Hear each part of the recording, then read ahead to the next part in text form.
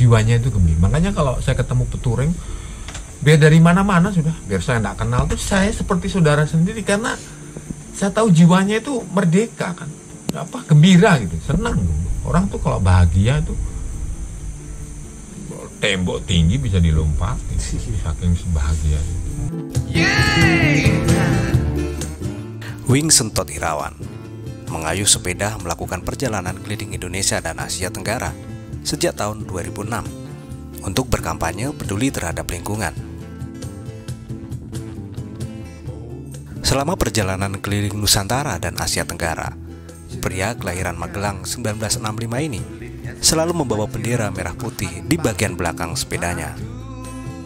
Meski demikian, selain sudah keliling di beberapa wilayah Nusantara dan Asia Tenggara, Om Wing memang seorang seniman.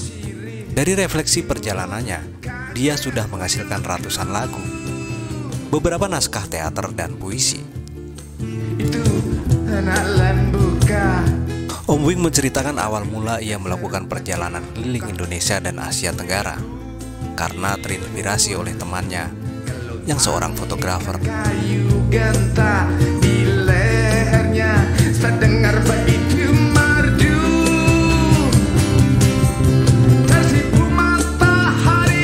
Sebetulnya itu kan ada sedikit kisah ya ketika saya pertama kali bersepeda.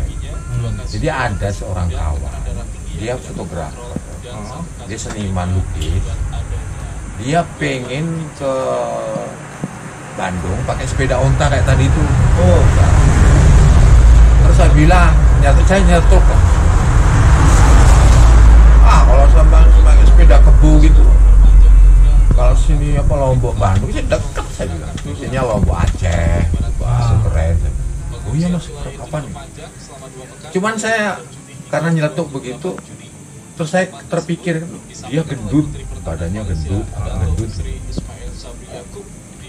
Terus dia maunya ngayuh sampai ke Bandung gitu. Itu keren buat saya itu. Kalau saya waktu itu kan sudah keluar dari PNS. Kalau dia mampu, kenapa saya enggak? Akhirnya saya terpikir lah, goes gitu. Sebetulnya saya nggak begitu anu sepeda. Akhirnya saya carilah sepeda federal bekas itu di Cakra. Kemudian saya beli tas anak sekolah itu, saya pasang. Saya berangkat dari sini ke Bali, ke Jawa, sampai ke Sumatera, ke titik nol. Itulah motivasi pertama awal ketika saya nyeletuk tadi. Nah, sejak itulah kemudian saya mulai goes. Cuman waktu itu belum zaman federal. Waktu itu ya sepeda-sepeda yang minimal tuh yang ada shocknya itu kan, untuk kalau MTB lah gitu. Nah, ketika itu saya pakai federal waktu itu, federal lady, nggak tahu Rocket atau apa, saya nggak, kalau saya ingat karena itu second. Itu tahun 2006. Nah, saya melakukan perjalanan 3 bulan Lombok Aceh. Pulang dari sana tahun 2008, saya melanjutkan perjalanan menuju ke Indonesia Timur sampai ke daerah Sorong. Maunya ke Merauke, cuman waktu itu nggak ada kapal. Nah, itu dibantu sama pemerintah itu, saya dibelikan sepeda Polygon. Di mana? Di sananya? Di sini. Oh, di sini. Ya, disupport sama dinas perhubungan. Terus setelah itu saya anggap Sabang Merauke selesai lah. Terus saya pengen, kenapa nggak ke Asia Tenggara kan? Karena saya lihat kalau di peta itu Asia Tenggara di atas, Indonesia di bawah, bawahnya lagi Australia. Kalau kita ingin bicara serius tentang lingkungan, mestinya Australia selesai gitu kan. Asia Tenggara di atas, hawanya itu ya itulah saya kira. Nah, saya berangkat dari Batam, nyebrang Singapura ke Johor ke Kuala Lumpur ke Thailand, Songlah, Kamboja, ke Vietnam, pulang pergi. Tapi sebagian pakai kereta juga karena membosankan perjalanan itu. Nah, setelah itu kemudian berangkat ke Brunei tahun 2014, terus ke utara kemarin tuh, ke selatan, jalur selatan itu. Jadi tahapan-tahapan itu saya lakukan semata-mata bukan karena saya senang goes sebetulnya, tapi karena saya orangnya tuh suka dengan lingkungan gitu. Saya tuh suka mencermati lingkungan, terutama di Indonesia. Nah itu yang mendorong saya terus mencari. Misalnya kenapa sih kok orang tiba-tiba selalu pengen ke Jakarta, ke kota besar, ya, kalau di sini ke Mataram, dari Sumbawa. Kenapa sih kok di daerahnya sendiri mereka nggak betah? Mereka kok seperti kehilangan motivasi untuk membangkitkan atau mengeksplor daerahnya sendiri. Nah tapi dalam era medsos ini, media sosial, perkembangan media sosial ini sekarang banyak sekali orang kemudian muncul itu kesadaran untuk oh iya ya, kita balik kampung, kita anukan kampung sendiri, kita kelola sendiri, kita kesadaran itu iya kita muncul. Nah, itu yang membuat saya selalu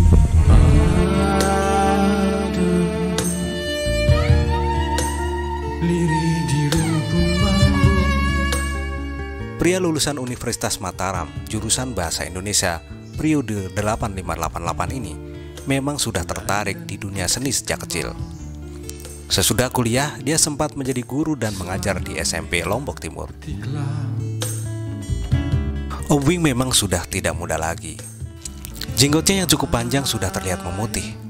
Tapi dengan perjalanan ini, dia banyak belajar tentang kebijaksanaan. Dan satu lagi, dengan keliling Nusantara dan Asia Tenggara, rasa nasionalisme semakin kuat.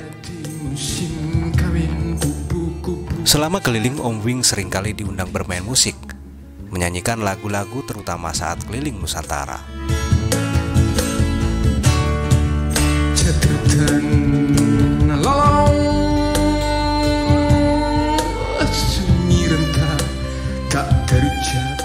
Saya tuh bolak-balik tuh. Pertama pentas di Medan, terus habis itu saya balik ke Bandung, melihat Kreng itu, mau mensiasati gimana caranya. Habis itu dituketak lagi dari Medan, Mas, kawan-kawan minta Mas nyanyi di Padang. Balik lagi saya ke Padang, ayo lagi. Pakai sepeda dari iya, itu dalam 1-2 bulan itu saya pulang pergi itu Medan Jawa Barat, ngayuh sepeda. Tapi emang Om sebelumnya di Jawa Barat? Saya dari sini kan, Dari Lombok. mau ke arah ke Medan, mau pentas, hampir ke Tigadung. Terus saya ke Medan, balik saya ke ini Tigadung kan, turun dari kapal lagi Medan, turun di Rio, langsung ke Jawa Barat lagi. Sampai di Jawa Barat dikontak sama kawan di Medan, Mas, kawan-kawan mau pentas di Padang, kita disuruh main di Padang. Oh kalau gitu saya balik lagi ke Mas, balik lagi ke Padang. Balik lagi saya. Jadi dalam 2 bulan itu 2 kali saya pulang pergi ngayuh sepeda. Jadi sampai orang yang jurusan Lampung sampai ke arah Bengkulu tuh heran. Mas, sampai hafal gitu. Iya, tapi kemarin kayaknya minggu kemarin saya lihat dia lewat sini, sekarang lewat sini lah. Terus tahun 2000 waktu saya mau ke Brunei, saya dapat bukan federal sih sebetulnya, itu Ferrari kan. Sacat, saya berangkat ke Brunei. Habis itu Pak Basuki ada kawan dari Rainbow, dia punya federal banyak kan, ada 100 lebih. Terus saya lihat ke Pak Bas, gimana caranya pakai sepeda sebanyak ini? Coba kasihlah saya frame 1, ya nanti saya carikan si tiket ya. Terserah, pokoknya federal. Dikasihlah saya frame. Saya pikir si tiket, saya tanya Yoli kan, Yoli, coba saya tanya nomor seri gini-gini itu apa? Si tiket itu apa? Oh bukan si tiket ini Mas, dia dekat dengan si tiket tapi dia chamber. Chamber itu apa tuh? Ya jenis federal chamber deh. Oh. Saya cek lah chamber itu di Google itu. Ternyata chamber itu adalah aerodinamik yang didesain dari mobil. Mobil itu didesain untuk tikungan gitu. Jadi depannya itu miring mepet ke kiri, yang belakang mepet ke kanan. Jadi saya lihat begitu saya pasang rak depan belakang, kok nggak matching gitu. Saya tok gitu, saya buka lagi, saya paskan lagi, kok tetep enggak. Ternyata itu tadi chamber itu desain untuk melawan tikungan. Chamber. Nah itu chamber itu yang saya bawa ke selatan waktu mampir ke Depok. Sampai sekarang masih pakai itu? Masih itu. Itu chamber. Terus terakhir keliling gue jauh lah itu. Ya itu tahun 2019. Saya arah ke selatan lewat jalur Wonogiri sana, Trenggalek, Pacitan itu masuk Pacitan, waktu Wonogiri itu pokoknya lewat Gunung Kidul. jalannya mantap itu. Ya itu ekstrim kayak sendiri lah. Nah, kalau jalan sana itu sepi, cuman nyaman kalau untuk pesepeda loh ya. Nah bayangan saya ketika saya lewat itu nyenyet. Cuman saya bilang suatu saat tahun-tahun berikutnya banyak sekali orang yang dari luar Jawa mau arah ke Jawa atau dari Jawa arah ke luar ke Lombok, dia akan lewat jalur itu pasti karena dia lebih nyaman, tidak ada mobil terlalu banyak, cuman memang ekstrim, panjang, wah ekstrim lah. Paling jauh itu pakai federal itu ya ke selatan itu ke Baduy. Berarti yang ke Sawarna. yang keliling keluar negeri itu masih pakai Itu pakai poligon. Oh, masih pakai poligon. Yang pertama itu pakai federal cuman sampai di Aceh. Saya dulu pernah tabrakan juga federal saya yang saya pakai ke Aceh itu tabrakan di Magelang. Rongsok. Tapi berpaknya saya lepas, saya ketemu bengkel, saya kata rem federal juga, nggak tahu federal ke Jimbolim namanya. Tiba-tiba federal. Itu saya nggak tahu federal jagoan zaman federal. Itu berapa? 15.000. Iya, kalau untuk mas pakai dia. Saya bilang berapa kamu itu? Tak kasih 15.000 deh, tak kasih. Boleh. Tak turunkan, tak cat, 75.000. Saya pasang, depannya tapi dan itu. Waktu itu kan saya patah ini kan. Oh, sempat patah. Iya, ini ditabrak mobil atau ditabrak cilok. Orang jualan cilok. Cari apa istilahnya kalau orang Jawa. Cari bahan pagi-pagi ke pasar gitu. Oh. Saya nyebrang. Dia pakai motor. Motor, jaraknya dari sana 100 meter lah dari sini. Saya pulang dari masjid Kauman. Saya pulang, saya lupa astagfirullahaladzim. Sarung saya ketinggalan di sana. Nah, saya balik, nyebrang begini, saya lihat di sana, saya cuma ada bunyi gitu aja di frame saya. Sudah kolek, nggak sadar. Dan katanya orang, bapak itu nabrak tengah saya ini, nyebrang ini. Patah dong tuh frame. Bengkok. Jadi frame-nya tuh gini. Tabrak gini, jak, dia oleng gini, ada pohon, ada Vespa, nabrak Vespa, oleng lagi, nabrak pohon. Orangnya itu? Iya. Jadi saya seminggu di rumah sakit sampai operasi, dia belum sadar, masih koma. Tapi dia yang bayar, saya bantu bayar. Di dekat alun-alun itu, pasti nyebrang, alun-alun Magelang. Kalau komunitas federal sendiri di Lombok ini banyak nggak? Kalau di Lombok tuh banyak, cuman mereka terpencar-pencar belum nyatu gitu. Kalau di federal Lombok sendiri itu ada sekitar 60-an lebih lah. Tapi di sini banyak, di Gunung Sari sana, di arah ke utara itu juga ada komunitas federal. Kalau yang menarik itu waktu saya ke timur. Woto itu daerah Poso, dekat Poso. Berarti Om dari Lombok tuh naik ke atas? Saya arah ke Bima, dari sini Ngayuh, Bima. Terus Bima nyebrang Makassar Ngayuh sampai ke Palu nyebrang Maluku. Palu Ngayuh lagi sampai Manado. Manado sampai Bitung nyebrang pakai perahu sampai ke Ternate. Dari Ternate saya ke Tidore sebentar, balik ke Ternate, naik kapal lagi menuju ke Sorong, mau ke Merauke tidak ada, saya balik ke Ambon. Dari Ambon balik lagi saya ke Kendari. Dari Kendari Ngayuh lagi saya sampai ke Makassar. Dari Makassar, dari Parepare saya nyebrang pakai perahu, pakai feri menuju ke Balikpapan, Samarinda, Palangkaraya. Nah, dari Palangkaraya saya ke Banjarmasin, ke Banjarbaru. Dari Banjarbaru saya nyebrang naik kapal turun ke Semarang Ngayuh. Pengalaman apa Om di jalan yang? Ya itu di Woto itu saya ketemu gendruwo lah. Kalau orang sini, orang Jawa bilang gendruwo. Gitu. Iya, cuman pagi waktu itu, bukan malam. Pagi jam 9 itu lah. Jam 9? Iya, jam 9 pagi. Woto itu jalur Trans Manado. Jadi jalannya kayak gini nih, nggak terlalu besar. Cuman bus lewat lah. Segini lah. Tapi pohon-pohon banyak besar-besar. Oh, di pinggir. Nanjak gitu. Itu hampir 2 jam saya nanjak gitu. Terus jalan sambil dorong, ngayuh. Nah, tiba-tiba jarak 100 meter itu saya lihat ada kingkong gini. hidungnya besar gini, King Kong. Gini duduk, ininya abu gitu. Dia nyebrang. Dia sempat ngeliat saya. Saya lihat, oh, apa ini? King Kong. Saya bilang itu, kok ada King Kong? Begitu dia ngeliat saya, langsung dia balik menuju ke semak-semak gitu. Terus kan saya kan harus lewat situ, padahal nanjak jalan itu. Astaga, mana saya? Kalau lolos, kalau balik nggak mungkin. Oh, keringet dingin saya. Udah kelihatan gini saja, pelan. Jangan-jangan banyak keluarga simpansi apa gorila itu di sini. Terus saya sampai di Manado itu, saya bilang, saya cek di kawan-kawan lingkungan itu, saya lihat, wah, habitat kera itu monyet nggak ada. Kalau kera hitam yang dibilang sama kawan-kawan itu di Palu banyak di pinggir-pinggir itu, bukan itu. Cuman nggak tahu lah, itu mungkin juga monyet itu apa yang besar. Nah, tapi sewaktu saya di Kalimantan, dia cerita, oh kalau di sini tuh namanya gendruwo, Mas. Para peturing kan sekarang istilahnya ya udah enak lah, di mana-mana disambut. Ya adalah tempat bahan lah. Nah, apa ini kesan Om Wid? Saya tuh kan kadang-kadang nggak habis pikir ya, kok mau-maunya gitu orang buat masjid lah. Kayak yang ini di Kan di Bandung tuh kan, Bogor juga ada. Itu orang buat masjid untuk federal. MTBFI.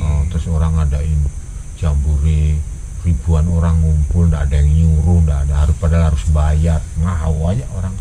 Saya kadang-kadang, apa sih yang mendorong mereka seperti itu? Saya sederhana pikiran, karena dia gembira hatinya itu, jiwanya itu gembira. Makanya kalau saya ketemu peturing, biar dari mana-mana sudah, biar saya nggak kenal tuh saya seperti saudara sendiri, karena saya tahu jiwanya itu merdeka kan, apa, gembira gitu, senang. Orang tuh kalau bahagia tuh tembok tinggi bisa dilompat saking bahagia. Atau sama dengan orang saking takutnya itu dikejar tuh bisa, ya kayak gitulah. Nah, itulah yang saya bilang, saya terima kasih sama Widi. Nah, kemudian Widi itu muncul, Mas, coba buat rumah federal di Lombok, coba nanti kirim, nanti saya buatkan bannernya. Saya tuh kadang-kadang heran, kok bisa ya? Kemudian muncul rumah federal, rumah banyak gitu. Iya, banyak banget, setiap kota ada. Setiap kota ada. Saya kadang-kadang kok bisa ya gitu. Nah, saya justru bangga, pertama bangga, tapi juga apa ya, bukan khawatir sih, cuman saya khawatirnya kan kalau pas hari-hari pemilu atau apa gitu. Karena komunitas federal ini di Indonesia tuh ada 2000-an. Ya, komunitas kalau yang yang banyak satu partai 2000 orang itu kan lumayan. Nah, itu maksud saya harus dijaga, jangan sampai.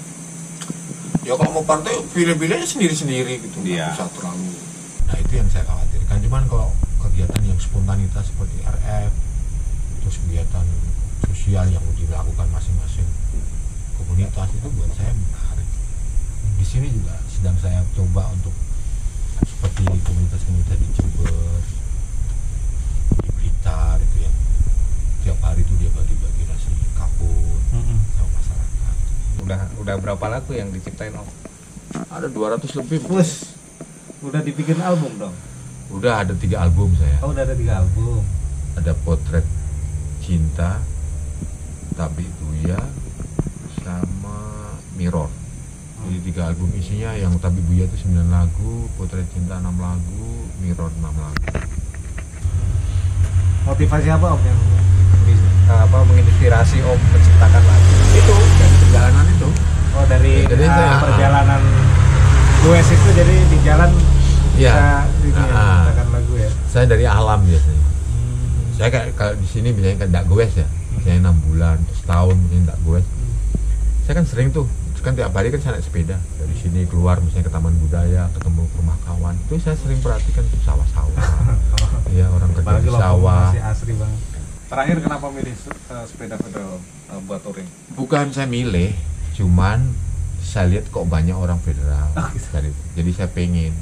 Jadi kalau kan ketinggalan zaman. Iya. Ketinggalan zaman katanya gitu kan, jual lagunya. Apa lagu yang paling disukai Om Wid apa dari lagu ciptaan Om Wid sendiri? Banyak sih sebetulnya lagu, cuman saya nggak hafal juga ya, karena banyak. Cuman saya beberapa mencipta lagu-lagu federal. Banyak sih lagu-lagu federal, ada 4 atau 5. Cuman yang artinya bisa mudah dibawakan orang dengan irama yang riang itu saya belum menemukan taste-nya sih. karena saya memang orang yang tidak bisa kalau buat lagu itu dipesan. Misalnya ada objek, misalnya kok federal gimana mas buat lagu itu nggak bisa. Saya bukan orang tipe seperti itu. Oh, jadi syair ke syair tuh nggak sekaligus hari Enggak. itu. Enggak. Nah, bisa juga minggu Enggak. ini minggu. Kadang-kadang syair yang lama saya ganti turnya kan, karena buat lagu itu nggak seperti buat kerupuk atau buat lemper gitu. Misalnya saya sering kan disuruh, kemarin kan waktu ada acara Jambore di mana itu yang gagal itu kan. Yang terakhir kemarin ya. Yang Tasik itu kan, Tasik bilang mas coba buat lagu tentang ini Jambore. Oke saya buatkan. Saya mikir itu sampai di Bogor tuh. Mana acaranya tentang apa? Nah terus saya lagi kan kayu. Ya, yang itu ya. Federalmu gitu, pakai reggae itu. Nah itu ketika saya pulang dari Depok itu menuju ke Pekalongan, saya suruh kawanku, kemudian dia anggota dewan kan, dewan kesenian. Banyak sebetulnya lagu federal saya, cuman nggak semuanya, artinya agak apa ya, bukan susah sih, cuman menemukan ritme. Orang goes itu kan nggak rumit gitu, cuman bagaimana selama goes itu dia enjoy, seneng gitu. Nah itu yang belum. Secepat-cepatnya manusia bergerak, itu jalan kaki, berlari, dan naik sepeda. Selebihnya seperti mesin, ucap Om Wing Irawan.